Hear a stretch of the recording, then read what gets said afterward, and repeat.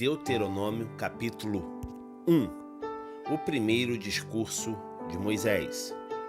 Estas são as palavras transmitidas por Moisés a todo o povo de Israel no deserto, a leste, do outro lado do Jordão, na planície defronte do Mar Vermelho, entre Parã e Tofel, Labã, Azerote e Divzahav.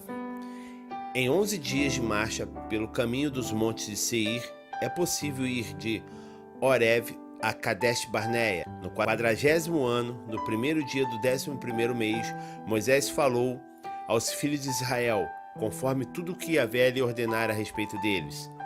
Esse fato ocorreu logo depois que Moisés derrotou Seom, rei dos amorreus, que habitava em Esbom, e Og, rei de Bazã, que vivia em Asterote. Quando os israelitas estavam do outro lado do Jordão, a leste, nas terras de Moabe, Moisés começou a explicar ao povo esta Torá, dizendo as últimas orientações no Horeb. Assim falou-nos Yahvé nosso Deus no Horeb: já permanecesse tempo suficiente neste lugar, levantai vosso acampamento e retomai vossa caminhada em direção à região serrana dos amorreus. Ide a todos os povos vizinhos no vale do rio Jordão, na Arabá, pela faixa de terra de relevo variável entre a planície costeira e as montanhas, a Sefalá, no Negueb, e ao longo da faixa litorânea do mar Mediterrâneo, a terra dos cananeus, e ao Líbano até o grande rio, o Eufrates. Eis, portanto, a terra que eu vos dei. Entrai para possuir a terra que o Senhor, sob juramento, prometera dar a vossos pais, Abraão, Isaque e Jacó, e depois deles a sua descendência. A nomeação de líderes nas tribos. Naquele tempo eu vos afirmei: sozinho não sois capaz de conduzir-vos. O Eterno vosso Deus vos multiplicou, e eis que hoje sois tão numerosos como as estrelas do céu. Que Yahvé, Deus dos vossos pais, vos multiplique 1000 vezes mais, e vos abençoe conforme vos prometeu. Como poderia eu sozinho levar as vossas cargas, vossos problemas, vossas questões e litígios? Elegei homens sábios, inteligentes e competentes para cada uma das vossas tribos, e eu os constituirei vossos chefes. Então vós me respondestes: o que propões é bom e útil. Assim convoquei os chefes das tribos, homens sábios e experientes, e os designei para chefes de 1000, de 100, de 50 e de 10, além dos oficiais escribas para cada tribo. Naquela ocasião ordenei aos vossos juízes: ouvires vossos irmãos para fazer de justiça entre um homem e seu irmão, ou o estrangeiro que habita com ele. Não façais acepção de pessoas no julgamento. Ouvires de igual modo o pequeno e o grande. A ninguém temais, porque a sentença é de Deus. Se a causa for muito difícil para vós, vós a dirigeis a mim, para que eu o ouça. E assim naquela época eu vos dei orientação a respeito de tudo o que deveríeis fazer. Uma nota minha que não deveria falar aqui, mas eu vou falar porque é necessário falar. Aproveitando aqui a passagem que me dá aqui em Deuteronômio capítulo 1, versículo 17, o que eu vou falar, muitas pessoas podem interpretar mal e quererem até mesmo me apedrejar, mas a verdade tem que ser dita. Muitos cristãos têm falado até o dia de hoje que Deus não faz acepção de pessoas, né? Sim, com certeza, Deus não faz acepção de pessoas, e não faz mesmo, não faz acepção de pessoas. Nesse sentido aqui, como fala em Deuteronômio 1, capítulo 1, versículo 17. Deus não faz acepção de pessoa, Ele não olha o grande nem o pequeno. Vocês estão entendendo? Ele não tem por bom o grandão e por mal o pequeno. Não, para Ele todos os homens são iguais. Todos estão destituídos da glória de Deus. Todos são pecadores. Nós só temos a salvação mediante Jesus Cristo. Porque nenhum de nós merecemos a salvação. Nenhum merece a salvação. Mas quando se fala que Deus não faz acepção de pessoas, as pessoas levam para uma outra parte como se botasse assim: ó, Deus não faz acepção de pessoas, né? Então, vão continuar pecando. Não, ele não faz acepção dessa forma. Na hora dele olhar para o homem, ele não vai achar um mais bonito do que o outro. Ele não vai achar um mais feio do que o outro. Ele não vai ver um mais pecador do que o outro. Ele não vai ver o rico e o pobre. Não, para ele, para Deus, todos os homens são iguais. Todos são pecadores. É nesse sentido que Deus não faz acepção de pessoas, tá? Agora, que ele escolhe, aí sim. Aí ele escolhe. Como é que ele escolhe, irmão Pedro? O que é isso? Espera aí, Deus não faz acepção de pessoas e agora Deus escolhe? Sim, ele escolhe. Por que eu afirmo isso? Porque no texto áureo da Bíblia, que é João 3,16, ele me garante isso. E Deus amou o mundo de tal maneira que deu seu único filho unigênito para... Veja bem, ó, presta atenção no texto. Para todo aquele que nele crê, não pereça, mas tenha vida eterna. Compreendeu o texto? Então, nessa hora, Deus vai escolher sim.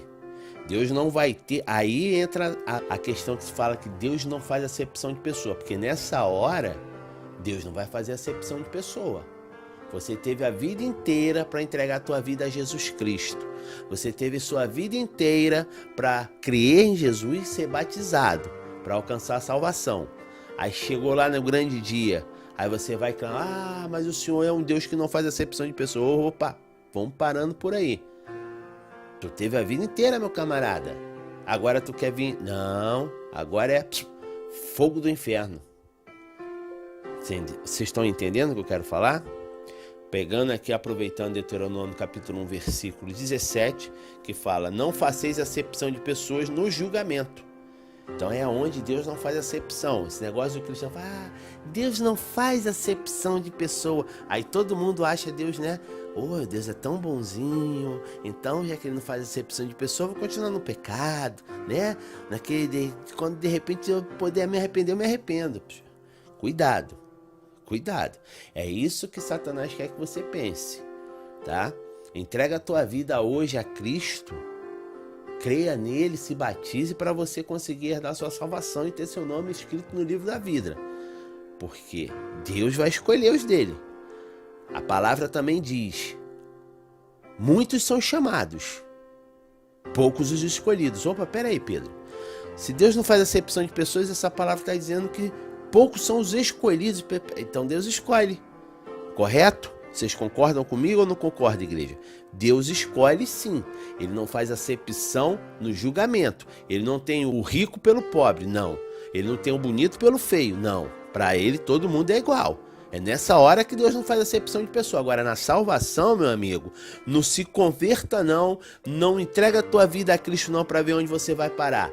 Vai pensando que Deus não vai fazer acepção de você. Não, eu vou pro céu porque Deus não faz acepção de pessoa. Vai pensando para ver onde tu vai parar. Vai pensando. Vai indo nesse caminho que você vai bem. Vai indo, tá? Entrega teu caminho, você que está me ouvindo hoje, através dessa leitura bíblica diária que eu aproveitei para dar uma nota e ministrar a palavra. Entrega a tua vida ao Senhor Jesus hoje.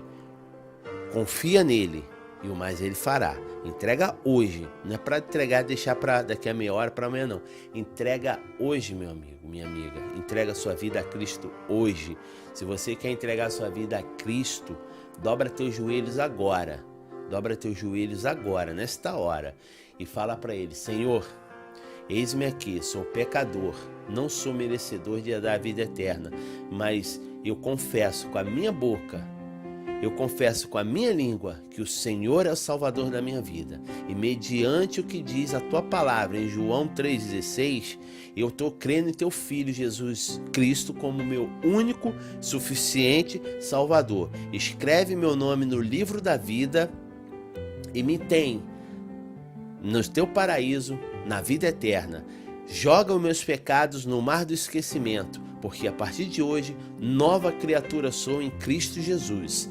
Para a honra e glória do Santo de Israel, eu entrego minha vida agora em tuas mãos, meu Deus, para a honra e glória do teu nome. Em nome de Jesus, amém. Ok? Você dobrou seus joelhos, quis aceitar Cristo, recebeu a oração de entrega. Procure uma igreja mais próxima, uma igreja evangélica, idônea, mais próxima da sua residência. Fale, converse com o pastor, diga que entregou sua vida ali, dobrou os joelhos, fez a oração da entrega e quer conhecer mais da palavra, quer conhecer mais da vida de Cristo. Se você também desejar, pode entrar em contato comigo. Temos o nosso canal no YouTube, temos nossa página no Facebook. Lá tem os contatos do Ministério Restituição com Cristo. Você, o irmão Pedro Cordeiro aqui, eu sou um intercessor de almas. O Ministério Restituição com Cristo não é uma igreja, não é um templo, é uma igreja orgânica, tá? A igreja sou eu, a igreja é você. Eu aqui vou estar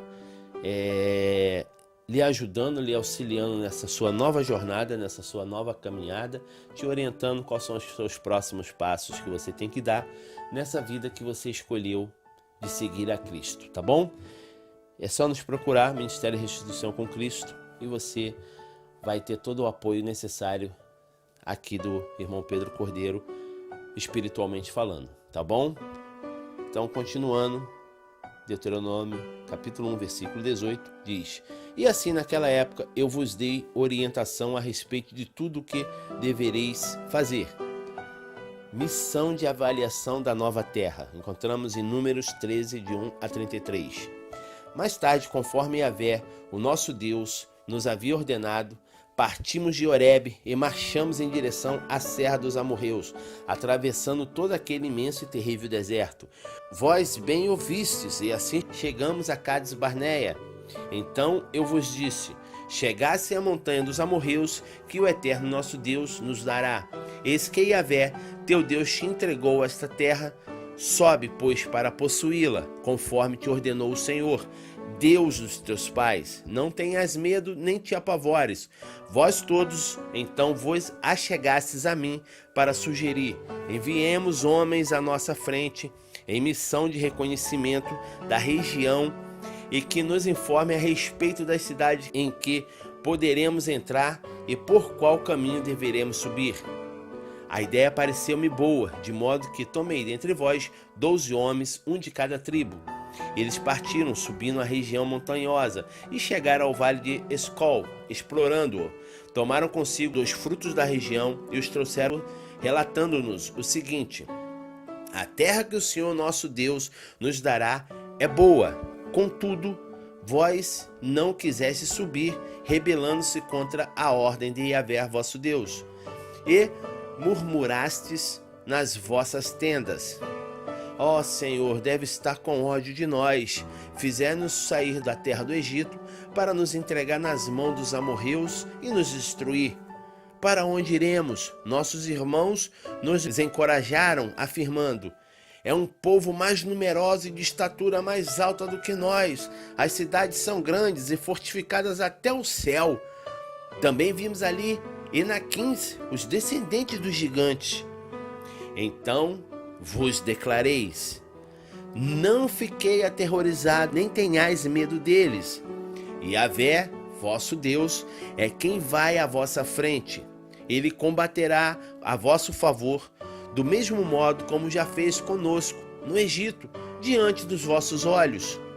Também no deserto observasse como Yahvé, vosso Deus, vos levou, como um homem conduz seu filho amado, por todo o caminho que percorresse até chegasse a esse lugar.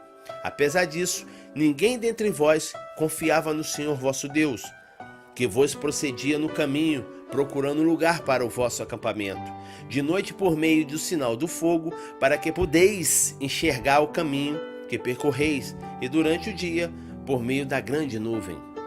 Deus repreende os israelitas. Lemos isso em Números 14, de 26 a 45. E Moisés continuou suas palavras. Quando o Senhor ouviu suas queixas e ladainhas, ele ficou extremamente irado e proclamou esse juramento: nenhum dos homens dessa geração perversa verá boa terra que eu jurei dar vossos pais, exceto Caleb, filho de Jefoné. Ele verá, e eu darei a ele e a seus descendentes a terra em que pisou, pois seguiu Yahvé fielmente de todo o coração. Por vossa causa o Senhor enfureceu-se até mesmo contra mim e determinou: igualmente tu não entrarás na terra prometida. Contudo, teu auxiliar Josué, filho de Num, entrará. Encoraja-o, porquanto é ele quem conduzirá o povo de Israel a tomar posse da terra. Vossos meninos, entretanto, dos quais dizeis que seriam tomados como presa, vossos filhos que ainda não sabem discernir entre o bem e o mal, eles é que lá estarão. Eu darei a terra a eles, para que a dominem. Quanto a vós, dai meia volta agora mesmo e parti pelo deserto em direção ao Mar Vermelho. Vós, porém, me rogastes: pecamos contra Yahvé, nosso Deus. Vamos subir para lutar conforme nos ordenou o Senhor nosso Deus. Cada um dentre de vós preparou-se com armas de guerra, achando que seria fácil subir aquela região montanhosa. Então Yahvé falou comigo: dize-lhes assim: não subais nem luteis, para não serdes vencidos por vossos inimigos, pois eu não estarei no vosso meio. Assim vos comuniquei, contudo, não me ouvistes, rebelando-se contra as ordens de Yahvé, o Senhor. Subistes presunçosamente em direção à montanha. O povo amorreu que habita aquela região montanhosa saiu contra vós, perseguindo-vos como abelhas enfurecidas, e vos arrasou desde Seir até Ormá. Voltastes e planteaste grandemente diante de Yahvé. Todavia, o Senhor não deu ouvido aos vossos clamores e lamentos, nem mesmo vos deu atenção. E por isso tiveste de morar em Cádiz, onde permaneceste durante muitos anos. Uma nota. Vocês veem aqui o discurso de Moisés trazendo à memória do povo toda a trajetória, porque eles já estão para entrar na terra prometida, né? Então ele está trazendo a memória da geração ali que vai herdar a terra, o quanto eles foram rebeldes com Deus, mesmo eles vendo todo o milagre a qual Deus operou no meio desse povo, né? E isso traz para os nossos dias de hoje, que nós falamos tanto desse povo do deserto, e no entanto, nós somos igualzinho a esse povo do deserto. Nós conhecemos um Deus poderoso. Eu cismo de falar isso, eu bato nessa mesma tecla, porque é verdade, infelizmente é verdade, o ser humano é assim, né? Nós conhecemos um Deus todo-poderoso, um Deus que opera milagres e maravilhas no meio do seu povo. Nós ouvimos, vamos para o culto, ouvimos testemunhas de irmãozinhos que estavam à beira da morte, doença terminal, doenças que não tem cura, pela ciência não tem cura, mas que o médico dos médicos o curou. Nosso Senhor Jesus Cristo o curou. Nós vemos testemunhos de pessoas assim, mas no entanto, quando a navalha é na carne, nós esquecemos o Deus Todo-Poderoso. É ou não é assim? Aí esquecemos do poder de Deus, deixamos a nossa fé de lado, começamos a murmurar: por que comigo? Por que isso veio acontecer comigo? Mas poderia ser com o vizinho, mas tinha que ser comigo. Povo do deserto. Então, meus amados e minhas amadas, que da leitura bíblica, aprenda. Na prova ou na vitória, Deus é Deus. Tenha isso em sua mente. Na prova ou na vitória, Deus é Deus e merece ser louvado e glorificado. Independente da situação que você está passando. Você pode estar no mato sem cachorro, na beirada do precipício, com alguém só faltando um dedinho para você empurrar e cair, mas caia glorificando. Porque antes de bater lá no finalzinho lá das pedras lá, um anjo te aparará com a mão. Porque Deus é Deus. Ou você crê, ou você não crê. Ou você acredita que Ele é todo poderoso, ou você não acredita. senão ficaremos como o povo no deserto. Passaremos anos e anos andando e nunca sairemos do deserto. Quem herdará as terras, as bênçãos, será a geração futura. Se você quer herdar as bênçãos agora, se você quer que se cumpra na tua vida a palavra, a promessa que tem na Bíblia de que o melhor dessa terra te pertence, então passa a crer agora no Deus Todo-Poderoso. Continuando. Deuteronômio, capítulo 2. O tempo passado no deserto. Foi assim que demos meia volta e partimos novamente para o deserto pelo caminho do Mar Vermelho, exatamente como Yahvé me ordenara, e durante muitos anos andamos em redor dos montes de Seir. Então o Senhor falou comigo: já rodeasse bastante essa montanha, dirigi-vos agora para o norte. Ordena ao povo: vós estáis passando pelo território dos vossos irmãos, os descendentes de Esaú, que habitam em Seir. Eles vos temem, de modo que deveis ter muito cuidado. Não os provoqueis, pois nada vos darei da terra deles, nem sequer o espaço de um pé do seu território, porquanto foi a Esaú que eu dei a posse dos montes de Seir. Comprareis deles o alimento para comer e a água para beber, a preço de prata pagareis a eles. Pois o Eterno vosso Deus vos tem abençoado em todo o trabalho da vossa mão. Ele acompanhou a vossa caminhada por esse imenso deserto, esse que durante 40 anos Yahvé vosso Deus tem estado convosco e absolutamente nada vos tem faltado.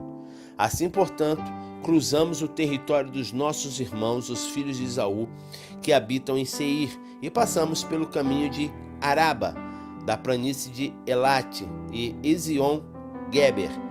Retornamos e seguimos pela rota do deserto de Moabe.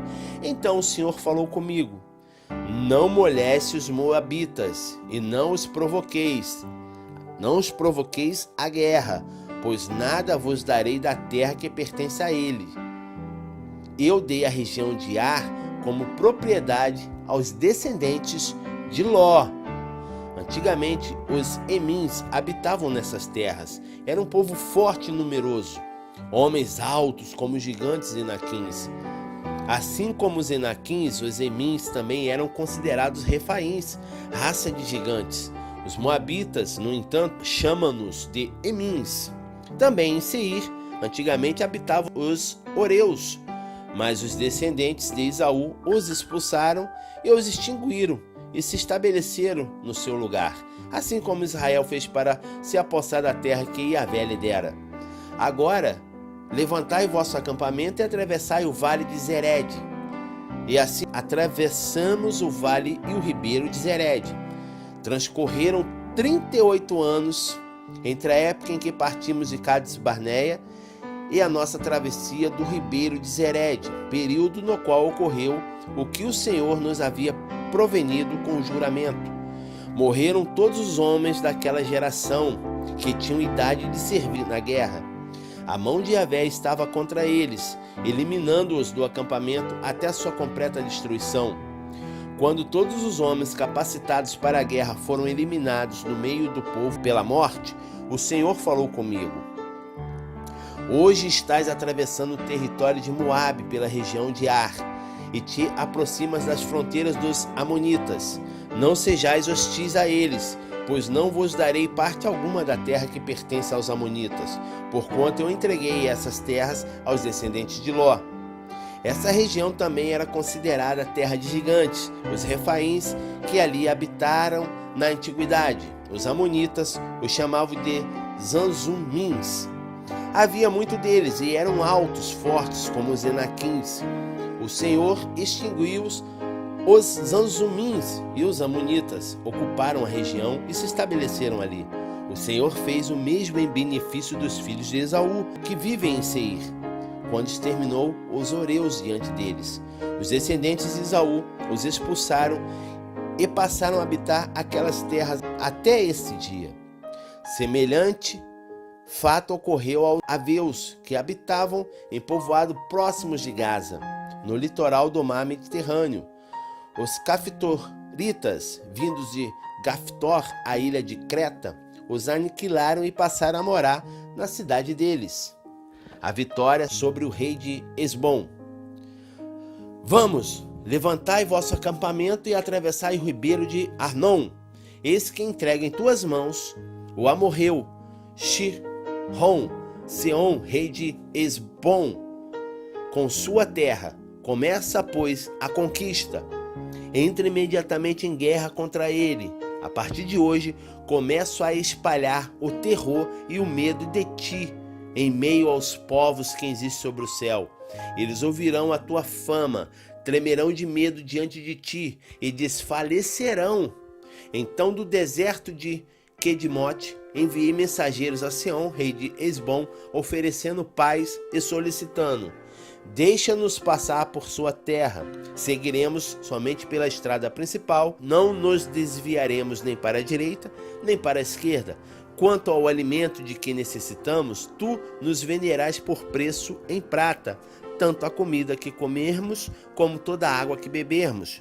Então somente permitam-nos passar a pé, como fizeste os descendentes de Esaú, que habitam em Seir, e os moabitas que moram na região de Ar. Assim chegaremos ao Jordão e, atravessando-o, entraremos na terra que Yahvé, nosso Deus, nos dá por herança. Contudo, Seom, rei de Hesbom, não nos permitiu passar por suas terras, pois o Eterno, teu Deus, lhe endureceu o espírito e lhe obstinou o coração para o entregar na tua mão, como hoje ficou notório. Então Yahvé, o Senhor, falou comigo: eis que já comecei a entregar-te Seom, juntamente com toda a sua terra. Começa, pois, a conquista para tomar posse das terras dele. Assim Seom saiu do nosso encontro com todo o seu exército para batalhar em Jaza.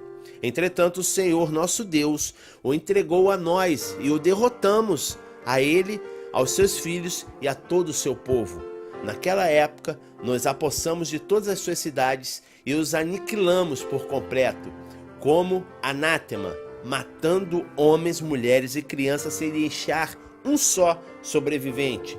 Contudo, ficamos com o gado e com os objetos de valor que encontramos nas cidades, tudo como despojo de guerra, desde Aroer, junto ao ribeiro de Arnon, e a cidade que fica no mesmo vale, até Gileade. Não houve cidade inexpugnável, fortificada com muros altos demais para nós. Yahvé, nosso Deus, entregou-nos todos a nós. Somente da terra dos amonitas não te aproximaste, isto é, de toda a área do vale do Jaboque, e das cidades da região montanhosa, e de tudo que Yahvé, o Senhor, nos tinha proibido.